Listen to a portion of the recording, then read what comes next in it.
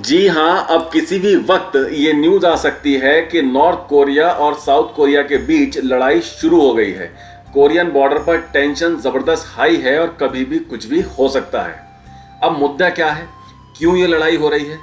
भाई, जब दो देश एक दूसरे से लड़ने को तैयार हैं तो कुछ तो बहुत बड़ी बात होगी ही। लेकिन यहाँ इशू है एक छोटे से ड्रोन को लेकर, जिसे नॉर्थ कोरिया की राजधानी पेंगयोंग के ऊपर उड़ते हुए देखा गया। और ये ड्रोन कुछ प्रचार सामग्री गिरा रहा था, मतलब कुछ पैम्पलेट वगैरह जिस पर कुछ लिखा हुआ था। नॉर्थ कोरिया के हिसाब से इस तरह के ड्रोन इस महीने में अब तक 3 बार देखे जा चुके हैं और ये ड्रोन साउथ कोरिया भेज रहा है नॉर्थ कोरिया के तानाशाह किम जोंग उन की जासूसी करने के लिए।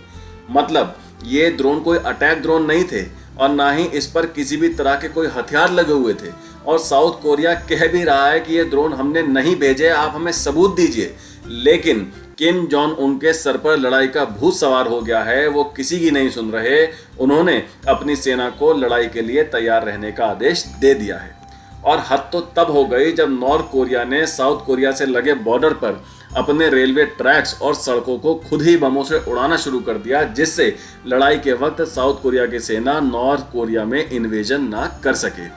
इस तरह की घटनाओं को किसी भी लड़ाई के शुरू होने की फाइनल तैयारी की तरह देखा जाता है। और अपनी इस हरकत से किम जोंग उन ने सबको ये बता दिया है कि इस बार वो बिल्कुल सीरियस हैं और वो पूरी तरह तैयार हैं साउथ कोरिया से युद्ध लड़ने के लिए। नॉर्थ कोरिया तो आमतौर पर अमेरिका को परमाणु हमले की धमकी देता रहता है, वैसे ही जैसे कि पाकिस्तान के कुछ नेता आए दिन भारत को अपने परमाणु हथियारों की धमकी देते रहते हैं, पर कर कुछ नहीं पाते। पर अब सवाल यह है कि अचानक से नॉर्थ कोरिया में इतना कॉन्फिडेंस आखिर आ कहां से गया, जबकि उसे पता है कि साउथ कोरिया के पीछे अमेरिका खड़ा है। तो ये कॉन्फिडेंस उसे मिल रहा है रूस से।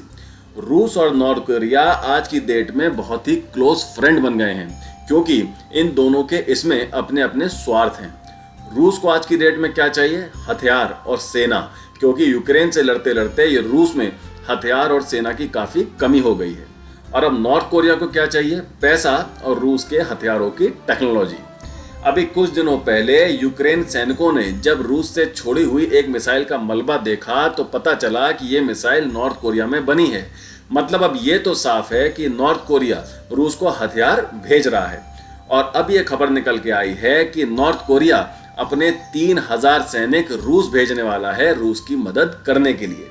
कहा जा रहा है कि ये सैनिक फ्रंट लाइन पर नहीं भेजे जाएंगे, बल्कि इन्हें रूस के उन सैनिकों से रिप्लेस किया जाएगा जो कि यूक्रेन के साथ सटी हुई सीमा को गार्ड कर रहे हैं। यानी वो बॉर्डर जहां रूस यूक्रेन का युद्ध नहीं चल रहा, वहां इन नॉर्थ कोरियन सैनिकों को भेजा जाएगा रूस की सीमा की रखवाली करने के लिए, जिससे रूस के सैनिक जो अभी इन सीमाओं पर पहरा दे रहे हैं वो वहां से हट जाएंगे और उन्हें सीधे यूक्रेन के खिलाफ फ्रंट लाइन पर लड़ने भेज दिया जाएगा। अब आप में से कुछ लोग सोच रहे होंगे कि जब नॉर्थ कोरिया अपने सैनिक भेज ही रहा है तो रूस इन्हें सीधे लड़ाई के मैदान में यूक्रेन के खिलाफ क्यों नहीं उतार देता? तो देखिए, अब तक रूस यूक्रेन युद्ध में औपचारिक रूप से किसी भी तीसरे देश की सेना ने हिस्सा नहीं लिया है।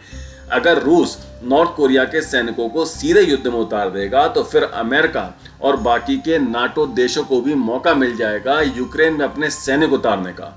और अगर ऐसा हुआ तो लड़ाई और भी लंबी और भीषण हो जाएगी और रूस ऐसा बिल्कुल भी नहीं चाहता।